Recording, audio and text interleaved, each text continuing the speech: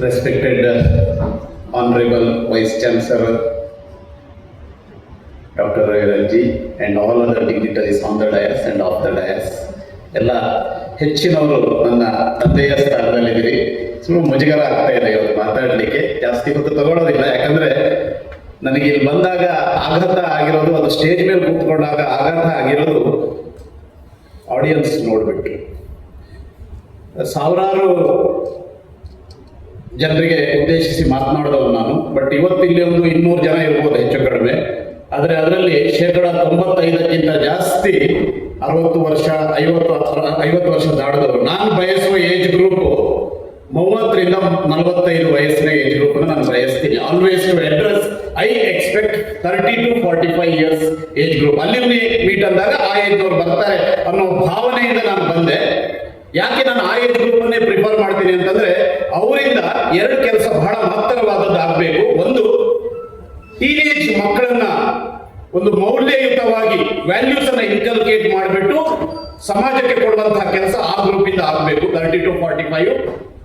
ಇನ್ನೊಂದು ಕೆಲಸ ಅವರಿಂದ ಆಗ್ಬೇಕಾಗಿರೋದು, ಸೆಕೆಂಡ್ ಚೈಲ್ಡ್ಹುಡ್ಗೆ ಹೋಗ್ತಾ ಇರುವಂತ ನಿಮ್ಮನ್ನ ಬಹಳ ಪ್ರೀತಿಯಿಂದ ಗೌರವದಿಂದ ನೋಡ್ಕೊಳ್ಬೇಕಾದ ಆ 2 ಕೆಲಸ ಆಗ್ಬೇಕಾಗಿರುವಂತದ್ದು 30 to 50, 30 to 45, 30 to 50 age group. ಇವತ್ತು ನಾವು ಏನ್ ಅನ್ಕೋತೀವಿ, 30ರಿಂದ 40 ಏಜ್ ಅಥವಾ 45, 50 ಆ ಆಸ್ಪಾಸ್ನಲ್ಲಿ ಇದ್ದವರು ನಾವು ತಿಂಗಳ ಸಂಪಾದನೆ ಮಾಡಿ ತಂದೆ ತಾಯಿಗೆ ಎಲ್ಲೋ ಅಮೆರಿಕದಲ್ಲೋ ಮೊದಲು ಇರ್ತೀವಿ. ಸೊ ತಂದು ಕಳಿಸ್ಕೊಟ್ಟು ತಕ್ಷಣ ಆಯ್ತು, ಅವ್ರ ಋಣ ನಾವು ತೀರಿಸ್ತಾ ಇದೀವಿ, ನಮ್ಮನ್ನ ಏನು ಅವ್ರು ದೊಡ್ಡ ಮಾಡಿದ್ದಾರೆ, ಅವ್ರ ಋಣ ನಾವು ತೀರಿಸ್ತಾ ಇದೀವಿ ಅಂತ ಅನ್ಕೋತೀವಿ ನಾವು. ಅದಲ್ಲ, ಈಗಿನ ಸೆಕೆಂಡ್ ಚೈಲ್ಡ್ಹುಡ್ಗೆ ಹೋಗ್ತಾ ಇರುವಂತಹ ತಮ್ಮಂತವರಿಗೆ ಈಗ ಬೇಕಾಗಿರೋದು ಪ್ರೀತಿ, ಮಮತೆ, ಅದು ಬೇಕು. ಈಗ ನಾವು ಕೊಡ್ಬೇಕಾಗಿರೋದು ನಿಮ್ಗೆ ಅದು ದುಡ್ಡಲ್ಲ. ಯಾಕಂದ್ರೆ ನಿಮ್ಮ ಜಾಗ್ರತೆ ನೀವು ಮಾಡಿರ್ತೀರ, ನಿಮ್ಮ ಮಕ್ಕಳನ್ನ ನೀವು ನಂಬಿಕೊಂಡು ಇರೋದಿಲ್ಲ ಹಣಕಾಸಿನ ವಿಚಾರದಲ್ಲಿ. ಅದರ ಪ್ರೀತಿ ಮತ್ತೆ ಮಮತೆ ಅದನ್ನು ದುಡ್ಡು ಕೊಟ್ಟು ತರೋದಕ್ಕೆ ಆಗೋದಿಲ್ಲ. ಅದರಿಂದ ನಾನು ಬಯಸ್ತಾ ಇರುವ ಏಜ್ ಗ್ರೂಪ್ ಇಲ್ಲಿ ಇಲ್ಲದೆ ಇರೋದ್ರಿಂದ ಇವತ್ತು ನಾನು ಏನನ್ನ ಮಾತಾಡಬೇಕು ಅಂತ ಬಯಸ್ಕೊಂಡು ಬಂದಿದ್ದೀನೋ ಅದನ್ನ ಯಾವುದನ್ನು ನಾನು ಮಾತಾಡ್ತಾ ಇಲ್ಲ. ಯಾಕಂದ್ರೆ ನಿಮ್ಮಿಂದ ನಾನು ಕಲಿಯೋದು ಬಹಳಷ್ಟಿದೆ, ನಿಮ್ಗೆ ಹೇಳೋದು ಏನೂ ಇಲ್ಲ. ಇವತ್ತು ವೃದ್ಧಾಶ್ರಮಗಳು ದಿನದಿಂದ ದಿನಕ್ಕೆ ಜಾಸ್ತಿ ಆಗ್ತಾ ಇದ್ದಾವೆ. ಡೈವರ್ಸ್ ಕೇಸ್ಗಳು ನಮ್ಮ ದೇಶದಲ್ಲಿ ಬಹಳ ಜಾಸ್ತಿ ಆಗ್ತಾ ಇದ್ದಾವೆ ದಿನದಿಂದ ದಿನಕ್ಕೆ. ಇದಕ್ಕೆ ಕಾರಣ ಏನ್ ಗೊತ್ತಾ? ಅಥವಾ ಇದು ಆಗ್ತಾ ಇರೋದು ಯಾರಿಂದ ಗೊತ್ತಾ? ಯಾವ ಕೃಷಿಕರ ಮಕ್ಕಳಿಂದ ಆಗ್ತಾ ಇಲ್ಲ. ಇವತ್ತು ಇದೆಲ್ಲ ಆಗ್ತಾ ಇರೋದು ಎಜುಕೇಟೆಡ್ ಪೀಪಲ್ ಇದಾರಲ್ಲ ಅವರಿಂದನೇ ಆಗ್ತಾ ಇರೋದು, ಅನ್ಎಜುಕೇಟೆಡ್ ಪೀಪಲ್ ಇಂದ ಆಗ್ತಾ ಇಲ್ಲ. ನೋಡಿ, ಗ್ರಾಟಿಟ್ಯೂಡ್ ಅನ್ನೋದು ಎಲ್ಲಿ ತನಕ ಬಂದಿದೆ ಅಂತಂದ್ರೆ, ನಾನು ಅವಾಗಲೇ ಹೇಳಿದಾಗ, ಆರಂಭದಲ್ಲಿ ಹೇಳಿದಾಗೆ 95% ಜಾಸ್ತಿ ಮಂದಿ ಇಲ್ಲಿ 50-55 ವಯಸ್ಸು ದಾಟದವರೇ ಇದ್ದೀರಿ ಅಂತಂದ್ರೆ, ನಿಮಗಿರುವಂತಹ ಗ್ರಾಟಿಟ್ಯೂಡ್ ಇಲ್ಲಿ ಶಿಕ್ಷಣ ಪಡೆದು ಈಗ ಕೆಲಸ ನಿಂತ್ಕೊಂಡು ಸಂಪಾದನೆ ಮಾಡ್ತಾ ಇರುವ 30ರಿಂದ 45 ವಯಸ್ಸವ್ರಿಗೆ ಎಲ್ಲಿ ಹೋಯ್ತು? Very bad. ಏನಾಗ್ತಾ ಇದೆ ನಮ್ಮ ಸಮಾಜ? ಒಂದು ಅಲ್ಯೂಮಿನಿ ಅಸೋಸಿಯೇಷನ್ ಒಂದು ವರ್ಷಕ್ಕೊಂದು ಮಾಡ್ತಾ ಇದೀವಿ, ಕನಿಷ್ಠ ಅದು ಭಾನುವಾರ ಮಾಡ್ತಾ ಇದೀವಿ, ಸಂಡೇ ಪೋಸ್ಟಿಗೆ ಕನಿಷ್ಠ ಪಕ್ಷ ಒಂದು ಅರ್ಥವಿಲ್ಲ. ಇಷ್ಟು ಒಂದು ಶಿಕ್ಷಣ ಕೊಟ್ಟಂತಹ ಸಂಸ್ಥೆ ಇದು, ನಮಗೆ ಜೀವನಕ್ಕೆ ಒಂದು ಮಾರ್ಗದರ್ಶನ ಮಾಡಿದಂತ ಸಂಸ್ಥೆ. ನಾನು ಒಂದೇ ಒಂದು ಮಾತು ನಮ್ಮ ಡಾಕ್ಟರ್ ಸುರೇಶ್ ಶೆಣೈ ಅವರು ಹೇಳಿದ್ರು, ಹೀಗೆ ಒಂದು 28ನೇ ತಾರೀಕಿಗೆ 1 ತಿಂಗಳ ಮೊದಲು ಫೋನ್ ಮಾಡಿದ್ರು, ಕಾರ್ಯಕ್ರಮ ಇದೆ MGM ಅಲ್ಲಿ, ನಿಮಗೆ MGM ಓಲ್ಡ್ ಸ್ಟೂಡೆಂಟ್ ನೀವು ಅಂತ ಕೇಳಿದ್ರು. ನಾನು ಹೇಳಿದೆ, ನಾನು MGM ಓಲ್ಡ್ ಸ್ಟೂಡೆಂಟ್ ಅಲ್ಲ, ಅದು ನನಗೊಂದು ಅವಕಾಶ ಬೇಕು, ನಾನು ಬರ್ತೀನಿ ಪ್ಲೀಸ್. ಯಾಕೆ ಹೇಳಿದೆ ಅಂತಂದ್ರೆ, ಒಂದು MGM ಕಾಲೇಜು ನಮ್ಮ ಜೀವನವನ್ನ ಸಂಪೂರ್ಣವಾಗಿ ಬದಲಾಯಿಸಿದಂತ ಒಂದು ಸ್ಥಳ ಇದೆ. ಸಂಪೂರ್ಣವಾಗಿ ನನಗೆ ಜೀವನ ಉಸಿರು ಎಲ್ಲ ಕೊಟ್ಟಂತಹ ಸಂಸ್ಥೆ ಇದೆ. ಹೇಳ್ತೀನಿ 1-2 ನಿಮಿಷದಲ್ಲಿ ಏನು ಅಂತ. ಇನ್ನೊಂದು, ನಾನು ನಿರೀಕ್ಷೆ ಮಾಡಿದಂತ ಏಜ್ ಗ್ರೂಪ್ ನನಗೆ ಸಿಗುತ್ತೆ ಅನ್ನೋ ಬಹಳ ಕಾರಣದಿಂದ ನಾನು ಬರ್ತೀನಿ, ಖಂಡಿತ ಬರ್ತೀನಿ, ನಾನು ಎಲ್ಲ ಕೆಲಸ ಬದಿಗಿಟ್ಟು ಬರ್ತೀನಿ ಅಂತ. ನಾನು 2001ರಲ್ಲಿ ನಾನು ಸ್ಟ್ಯಾಟಿಸ್ಟಿಕ್ಸ್ ಲೆಕ್ಚರರ್ ಆಗಿ ಕೆಲಸ ಮಾಡಿದಂತ ಸಂಸ್ಥೆ ಇದೆ.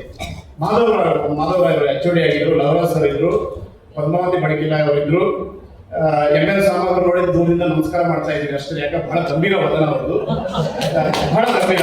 ಓಕೆ, ನಾನೇನಾದ್ರೂ ಪ್ರಿನ್ಸಿಪಾಲ್ ಆಗ್ಬೇಕು ಅಂತ ಬಯಸಿದ್ರೆ ಆ ಕ್ರೆಡಿಟ್ ಅಂಬಲ್ಪಾಡಿ ನಾರಾಯಣಾಚಾರ್ಯರು. ಕಳೆದ ವಾರ ನಾವು ಕಳ್ಕೊಂಡ್ವಿ ಅವ್ರನ್ನ. ಬಂಡಾರ್ಕರ್ ಕಾಲೇಜ್ ಸ್ಟೂಡೆಂಟ್ ನಾನು.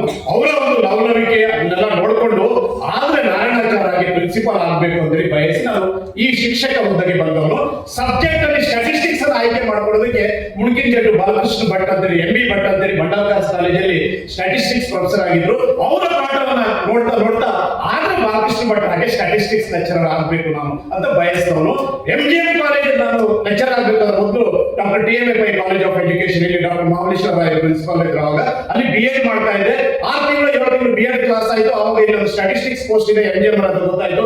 ಇಲ್ಲೇ ಉಪೇಂದ್ರ ಪೈ ಕಾಲೇಜ್ ಪಕ್ಕದಲ್ಲಿ ಒಂದು ಸೀರೀಸ್ ಆಫ್ ರೂಮ್ಸ್ ಇತ್ತು, ಅಲ್ಲಿ ರೂಮ್ ಮಾಡ್ಕೊಂಡಿದ್ದೆ. ಇಲ್ಲಿ ವೇಕೆನ್ಸಿ ಇದೆ ಅಂತ ಗೊತ್ತಾಯ್ತು. ಕಚ್ಚಿಗಿನ್ನೋ ಬಡತನ ದುರ್ಗಾಪುರ ಬಸ್ ಅಲ್ಲಿ 8 ವರ್ಷ ಕಂಡಕ್ಟರ್ ಕೆಲಸ ಮಾಡಿ ಓದಿರೋದು ನನ್ನ ಸ್ಟೂಡೆಂಟ್ ಲೈಫ್ ಅಲ್ಲಿ. ಬಹಳ ಕಷ್ಟ ಇತ್ತು ನನಗೆ. ಅವಾಗ ಇಲ್ಲಿ ಬಂದು ಕೇಳಿದಾಗ ಮಾತ್ರ ಇದ್ದೆ ಒಂದು ಪೋಸ್ಟ್ ಇದೆ ಅರ್ಜೆಂಟ್, ನೀನು ಈಗ ಜಾಯ್ನ್ ಆಗೋದು ಇದೆ ಅಂದ್ರು. 4 ತಿಂಗಳು ಇನ್ನೂ ಕ್ಲಾಸ್ ಇತ್ತು. ಮಹಾಬಲೇಶ್ವರ ಅಂತ ಕೇಳಿದೆ, ಸರ್ ಹೀಗಿದೆ ಅಂತ. ನೀನು ಅಲ್ಲಿ ಹೋಗಿ ಕ್ಲಾಸ್ ಇಲ್ಲದೆ ಇದ್ದಾಗ ಇಲ್ಲಿ ಬಂದು ಇಲ್ಲಿ ಕ್ಲಾಸ್ ಅಟೆಂಡ್ ಮಾಡಿ ಒಂದು ಕ್ಲಾಸ್ ತಗೊಂತ. ಸೊ ಹಾಗೆ ಮಾಡಿ ಇಲ್ಲಿ ಬಂದು ಸೇರ್ಕೊಂಡೆ. 132 ಮಕ್ಕಳಿರೋ ಕ್ಲಾಸ್ಗೆ ಫಸ್ಟ್ಗೆ ತಳ್ಳಿಬಿಟ್ರು ನಮಗೆ. ನನಗೆ ಇಂಗ್ಲಿಷ್ ಒಂದು ಸೆಂಟೆನ್ಸ್ ಮಾತಾಡೋದು ಬರಲ್ಲ. ನಾವು ಶಂಕರನಾರಾಯಣ ಸಿದ್ದಾಪುರದ ಮೂಲಕ ಕಟ್ಪಾಡಿ ನಮ್ಮ ತಂದೆ ಊರು.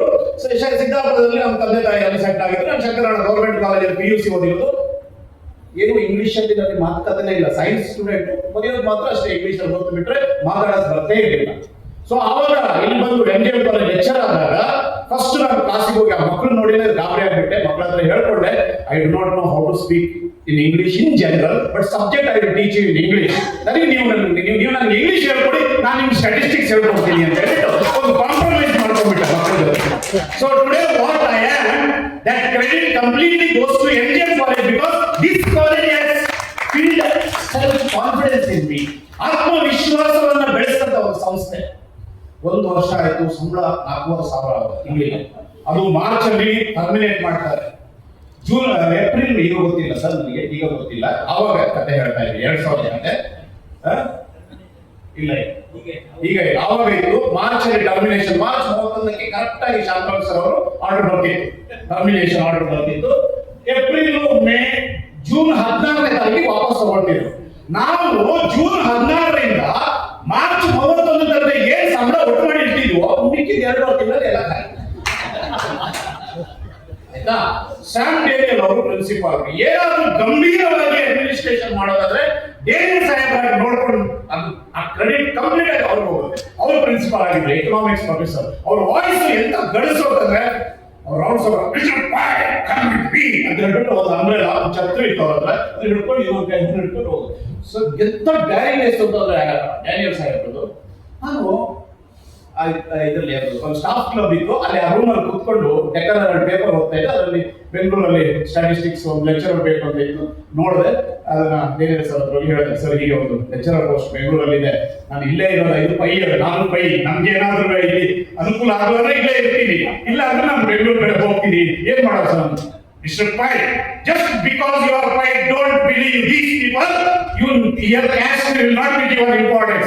Only talent will be given importance. And agree, ಇದು ಕೂಡ ಯಾವುದು ನಿಮಗೆ ಪರ್ಮನೆಂಟ್ ಆಗುತ್ತೆ ಅಂತಲೂ ಕೂಡ you don't believe it because everything it is based on government policy. So if you are getting good opportunity, please go ಅಂತ 1.5 ವರ್ಷ ಮಾಡಿಬಿಟ್ಟು ಬೆಂಗಳೂರಿಗೆ ಹೋದೆ. ಇವತ್ತು ನಾನು 3 ಸಂಸ್ಥೆಗೆ ನಾನೇ ಮಾಲೀಕನಾಗುವ ಒಂದು ಹಂತಕ್ಕೆ ಬಂದಿದ್ದೆ. ಸೊ ಬೆಳೆದಿದ್ದೀನಿ. ಅದು ಕಂಪ್ಲೀಟ್ ಕಾರಣ MGM college. Filled self-confidence in me and opportunity create ಮಾಡ್ಕೊಂಡು ಹೇಳಿದ್ರಲ್ಲ ಸ್ಟಾಫ್ ಕ್ಲಬ್ ಒಂದು ರೂಮ್ ಇತ್ತು ಪ್ರಿನ್ಸಿಪಲ್ ರೂಮ್ ಕೆಳಗಡೆ. ಅಲ್ಲಿ ಕೂತ್ಕೊಂಡಾಗ ನನಗೆ ಸಿಕ್ಕಿರೋ ಅವಕಾಶ ಒಂದು ಅದೇ ಹೇಳ್ತಾರೆ, ಒಂದು ದೀಪ ಹಚ್ಚುವ ಕೆಲಸ ಮಾಡಬೇಕು, ಬೆಂಕಿ ಹಚ್ಚುವ ಕೆಲಸ ಮಾಡಬಾರ್ದು, ಜಸ್ಟ್ ಇಗ್ನೈಟ್ ಮಾಡೋದು. ಒಂದು ಆ ಕ್ಷಣದ ಒಂದು ಆ ಗಳಿಗೆ ಅನ್ನೋದು ಇಡೀ ಜೀವನವನ್ನು ಬದಲಾಯಿಸುತ್ತೆ. ಅದರಿಂದ ಸ್ನೇಹಿತರೆ, ಹಿರಿಯರೇ, ನಾನು ನಿಮ್ಮ ಹತ್ರ ಕೇಳ್ಕೊಳ್ಳೋದು ಇಷ್ಟೇನೆ. ಇವತ್ತಿನ ಅಡ್ವಾನ್ಸ್ಡ್ ಟೆಕ್ನಾಲಜಿ ಯುಗದಲ್ಲಿ ನಾವೆಲ್ಲ ಸೌಲಭ್ಯಗಳಿಂದ ನಾವು ಖಂಡಿತವಾಗಿ ರಾರಾಜಿಸ್ತಾ ಇದ್ದೀವಿ. ಅದಕ್ಕೆ 2 ಮಾತಿಲ್ಲ.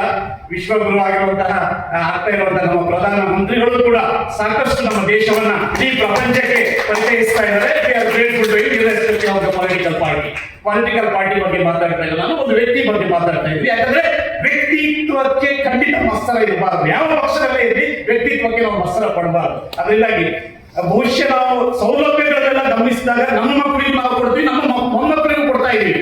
ಎಲ್ಲ ಸೌಲಭ್ಯ ನಮಗೆ ಕಷ್ಟ ಆಯ್ತು, ಆ ಕಷ್ಟ ನಮ್ಮ ಮಕ್ಕಳಿಗೆ ಬರಬಾರದು, ನಮ್ಮ ಮೊಮ್ಮಕ್ಕಳಿಗೆ ಬರಬಾರದು ಅಂತ ಎಲ್ಲ ಸೌಲಭ್ಯಗಳನ್ನು ಕೊಡ್ತಾ ಇದೀವಿ. ಎಲ್ಲೋ ಒಂದು ಕಡೆ ಯಾವುದೇ ರೀತಿಯಲ್ಲೂ ಕೂಡ ಬೆಲೆ ಕಟ್ಟಲಿಕ್ಕೆ ಆಗದೆ ಇರುವಂತಹ ಒಂದು ವಿಚಾರ ಅಂತಂದ್ರೆ ಒಂದು ಥಿಂಗ್ ಅಂದ್ರೆ ಸಮಯ. ಆ ಸಮಯವನ್ನು ನಾವು ಕೊಡ್ತಾ ಇಲ್ಲ. ಸಮಯಕ್ಕೆ ಬೆಲೆ ಕಟ್ಟಕ್ಕೆ ಆಗಲ್ಲ. ಯಾವ ಗಿಫ್ಟ್ ಬೇಕಾದ್ರೂ ಬೆಲೆ ಕಟ್ಬೋದು.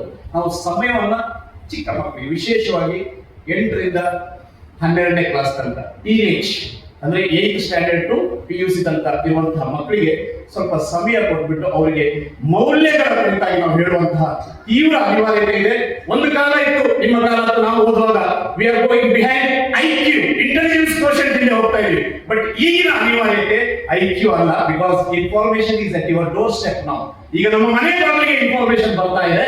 ಸೊ IQ ಹಿಂದೆ ಹೋಗ್ಬೇಕಾಗಿದ್ದಿಲ್ಲ. ಈಗ ನಾವು ಹೋಗ್ಬೇಕಾಗ್ತಾ ಇರುವಂತದ್ದು EQ ಇದೆ.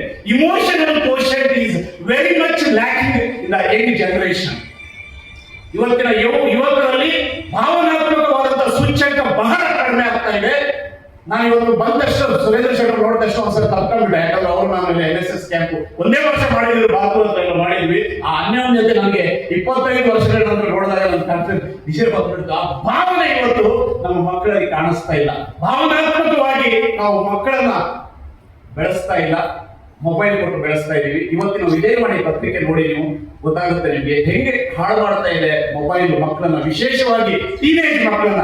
ಎವರೇಜ್ ದಿನಕ್ಕೆ 3 ರಿಂದ 4 ಗಂಟೆ ಮಕ್ಕಳು ಮೊಬೈಲ್ ಯೂಸ್ ಮಾಡ್ತಾ ಇದ್ದಾರೆ. ಮೊಬೈಲ್ಗಳಿಗೆ ಭಾವನೆ ಇಲ್ಲ.